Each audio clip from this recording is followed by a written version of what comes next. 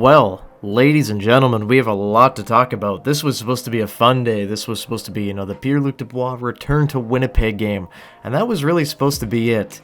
But instead, we have a ton to talk about today. This game was a mess. This game was comical for many different reasons, but at least many people didn't get to see it in person. We've got a lot to cover today, so you know what? Come for the game recap and stay for the attendance talk at the end, because tonight was something else. Coming into this game, we were thinking, here comes the Jets, right? They looked fairly decent against the Florida Panthers. The forward cores looked fun, and now it's the revenge game. It's Rasmus Kupari, we've got Alex Iafallo, and Gabe Vilardi, the centerpiece of the Pierre-Luc Dubois trade, against the Pierre-Luc Dubois team. Pierre-Luc Dubois making his return to the city, and he's expecting to get booed. It's supposed to be a fun night, right? It's the return of the villain, PLD playing the villain here in Winnipeg, and he lived up to that, sort of, right? But the real villain ended up being the refs tonight. We will get to that later on in the game. But this game started disastrously. After what was a really good, first half of that period, the Jets looked really good, just dominating. Gabe Vilardi gets, kind of tripped up by Blake Lizotte, and it's disastrous. Goes down awkwardly on that right knee. Couldn't put any weight on it, skated off, but oh god, guys, I'm not, thinking it's gonna be too good. Rick Bowness after the game pretty much just said, yeah, it's, we're gonna evaluate it in the morning. We didn't really get an update, but it didn't seem, like he had too much confidence that it was gonna be a short-term injury. That really sucks, because Gabe is going to be, a big part of this Jets team if they're going to be successful, and to have him go down with what looks like a serious injury here in Game 3, that sucks. So I really hope that I'm wrong. I really hope that everybody's wrong, and this is, maybe a 2-week injury, but I would be shocked if it's less than, even a couple months. So see what happens there, but yikes. At the end of the first period, it was 0-0. Jets really started well against the Kings. They were dominating that first period, but towards the end, tide started to change a bit. After that Vilardi injury, I guess you could say that the wind kind of got knocked out of the Jets' sails a little bit. But in the second period, oh god, this is where it all started. So Morgan Barron gets the goofiest interference call of all time. I can't find a clip of it. I want to put it on here so bad. But, moral of the story is it's not interference. It's a laughable penalty. The Kings go on the power play, and the guy that's been getting booed all game gets the goal. That's Pierre-Luc Dubois, because why wouldn't it be, right? So, you know what, fine. Funny little tidbit there. Gets his goal. Kings go up 1-0, right? Now, oh boy. Oh my god. This is where things get insane. So Cole Perfetti, minding his own business, establishes himself. He's got his numbers there. Boom! Big hit, face smeared across the boards, and, this is probably the 8th or 9th or 10th time that Cole Perfetti has been cheap-shotted like that. And I don't understand it. I don't know why Cole Perfetti gets cheap-shotted as much as he does. This is ridiculous. And, woof, woof, woof, woof. Not good. Not good, guys. So you'd think, okay, well, the Jets are going to get a 5-minute power play, correct? No. So Dylan Samberg jumped in to go after Englund, the guy that hit Perfetti, and he got the shit kicked out of him. Samberg, poor guy. He got 10 for instigating and a fighting major, so that's 15 minutes. Englund only got the 5. And then Cole Perfetti got an instigator penalty. Cole Perfetti, the guy that got his face wiped across the boards, got an instigator penalty. And the Kings went on the power play after this play. What? Come again? So after this, understandably pissed off, Cole Perfetti would get out of the box and immediately jump the first person that he could find. Hats off to Cole for that, by the way. I'm sure he's done taking this shit. He's the guy who's been just dicked around in his NHL career. You wonder why he gets hurt so much. Well, it's because he's getting his face pushed through the boards every time.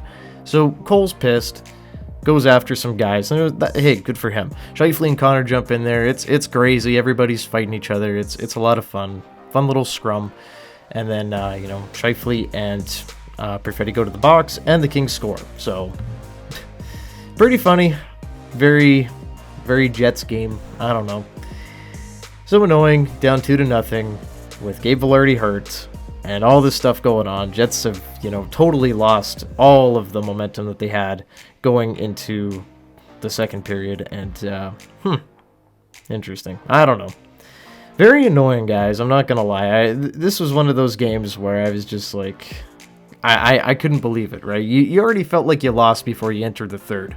But, you feel even worse when you get into the third because Arthur Kaliev scores very early on, less than 3 minutes in. And then near the end of the game, after getting outworked and out-muscled and, out-hustled the entire game, Trevor Moore scores once again, and Philip Deneau scores to make it 5-0. Mark Scheifele would, do, his due diligence and just break Cam Talbot's shutout. He would score his third of the year with just over a minute left in the game. And for whatever reason, the crowd was really loud for that, or whatever was left anyway. I don't know. Annoying. But yeah, that was that, guys. Jets lose 5-1. The LA Kings just embarrassed the Winnipeg Jets straight up. The refs were really no help. Oh my god, the refs were so bad tonight. Building was out for blood, man. Those fans were pissed off tonight, and rightfully so. I was there in attendance, and yeah, I don't know. Not a very good game. But you know what was even worse than the result of this game and the injury to Gabe Vilardi? It was the attendance. The attendance, we talked about it at the beginning of the video, not good. 11,226 fans in the stands, an all-time low in Winnipeg. The lowest attendance record since relocation.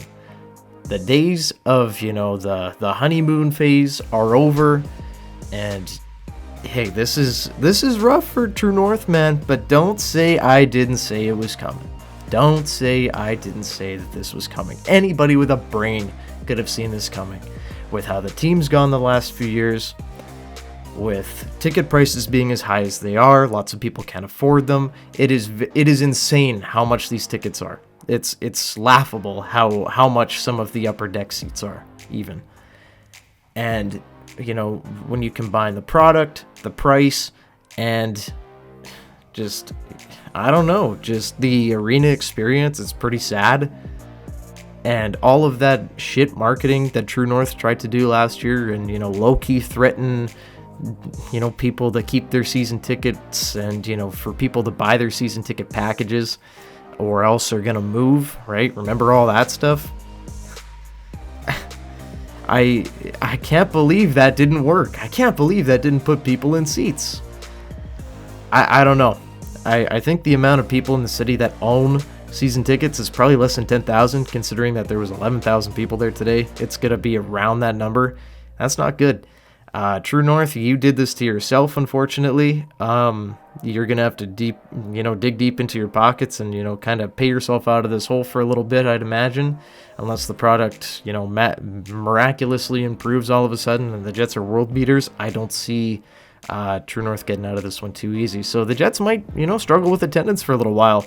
I don't think the Jets are going to be moving or anything like that. I don't think they're in danger of anything, as dramatic as people are making it to be. But, hey, True North, you're going to lose some money. And you better try to figure out some ways to put some asses back in seats because this is not it. But, yeah, that's that, guys.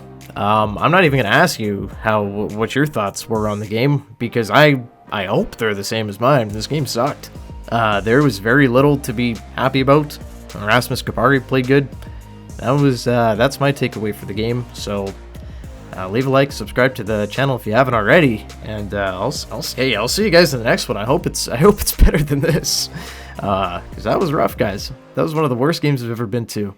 But yeah, I don't know. Surrey play Landslide by Fleetwood Mac. See you in the next one. Goodbye.